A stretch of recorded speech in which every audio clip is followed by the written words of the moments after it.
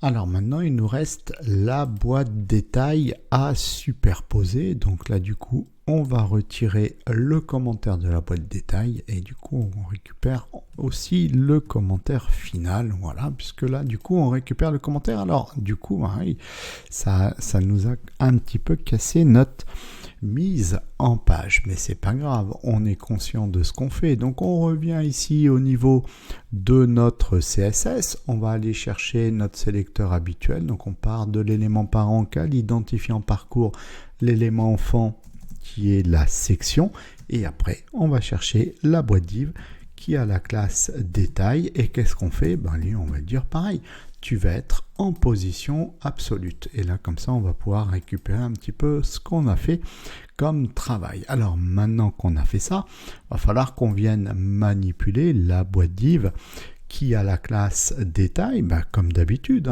top, left, etc. Donc, on va dire au bord haut, tu vas être calé à 0, au bord gauche, tu seras calé à 0. Après, on va lui dire, tu vas occuper 100% de l'espace qui t'est alloué en largeur, ainsi que en hauteur, 8, 100%.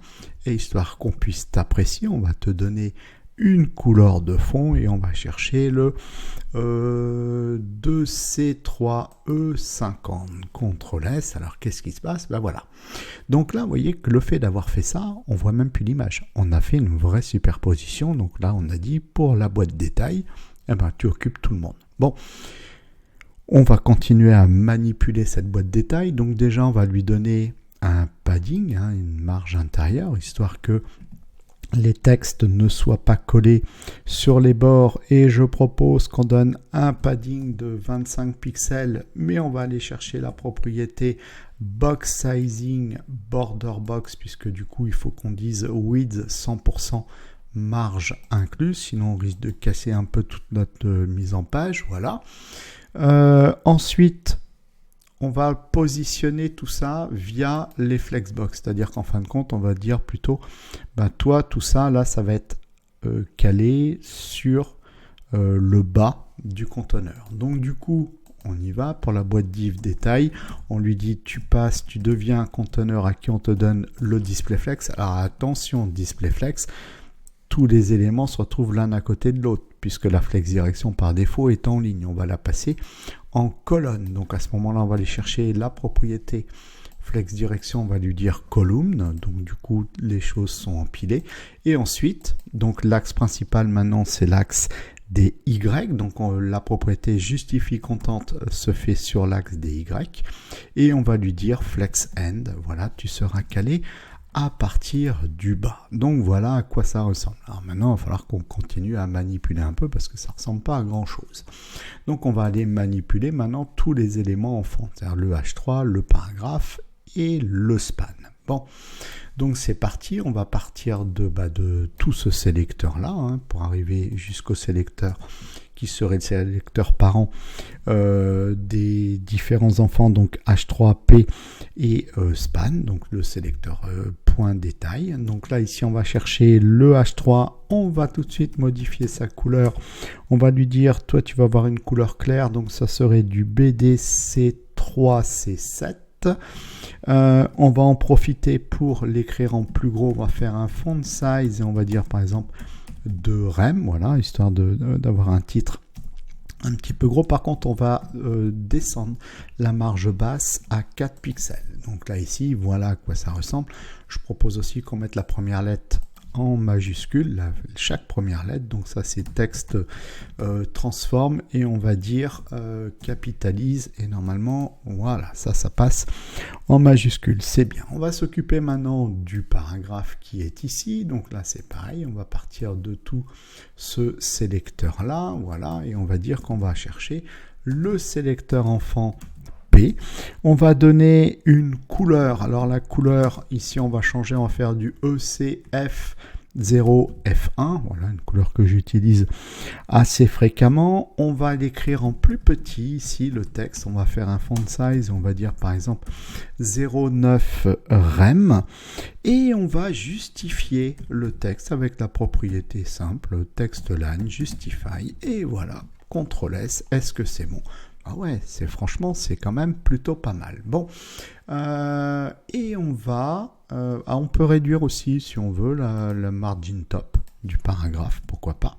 Margin top, je vais dire par exemple 2px, CTRL S, voilà. Donc du coup, comme ça, les éléments se rapprochent un petit peu. Maintenant, il nous reste plus qu'à manipuler l'enfant span. Donc pareil, on va partir de ce sélecteur parent et on va chercher le dernier enfant, donc qui serait le sélecteur span. Alors pour lui, on va lui donner une couleur de fond, parce qu'en fait on va faire comme si c'était un bouton au final.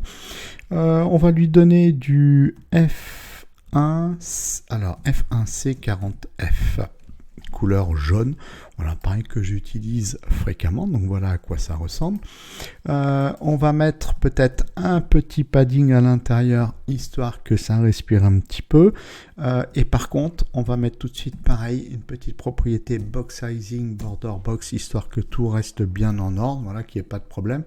On peut arrondir aussi les angles. Avec la propriété, non, c'est pas ça, c'est border radius. Voilà, des fois j'ai des absences, désolé. 50 pixels, voilà, pour arrondir le truc, et on peut centrer le texte à l'intérieur avec la propriété textline et on lui dit center, et voilà, donc là normalement ça fonctionne bien. Ok, ça commence à prendre un petit peu forme, c'est pas mal. Ici, si on va s'occuper aussi du lien A. Voilà, donc on peut partir de tout ce sélecteur là et on va chercher l'élément A. Si je veux pas que ça soit souligné, on va faire un texte décoration, on va dire none. Et puis si on veut changer la couleur de notre lien, on va aller chercher des couleurs plutôt orangées. Alors qu'est-ce que j'avais prévu? J'avais prévu du D 35400, pareil, une couleur que j'utilise assez fréquemment. Donc voilà à quoi ça ressemble. On peut écrire peut-être en gras aussi, donc je peux faire un font weights 700 et puis écrire de plus gros avec un rem par exemple. Donc on peut faire un font size de 1 rem, j'ai juste oublié les deux points, tiens.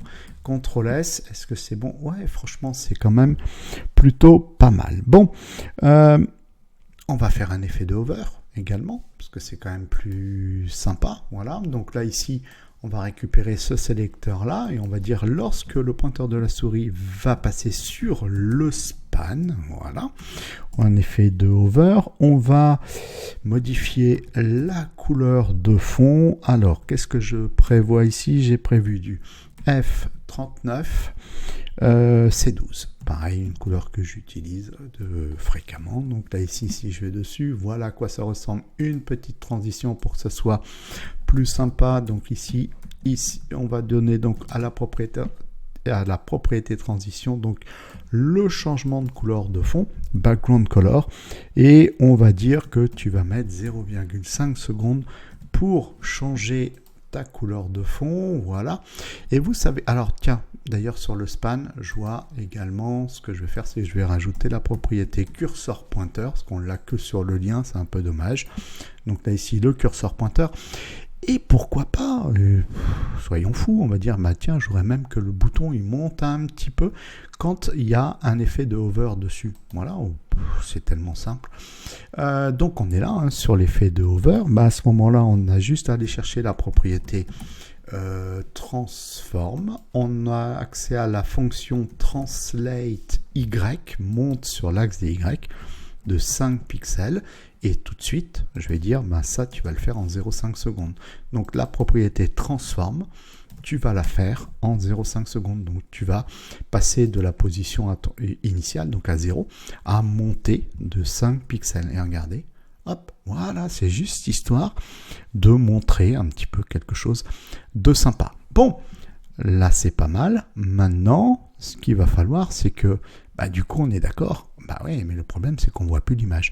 Et si on a un menu, ça veut dire que quand le pointeur de la souris va passer sur le menu, c'est ça qu'on doit voir. Donc, par défaut, on doit voir l'image avec son menu, en fait, tout ce qu'on a fait au départ, c'est-à-dire l'image qui est là, avec la boîte div info et la boîte div menu.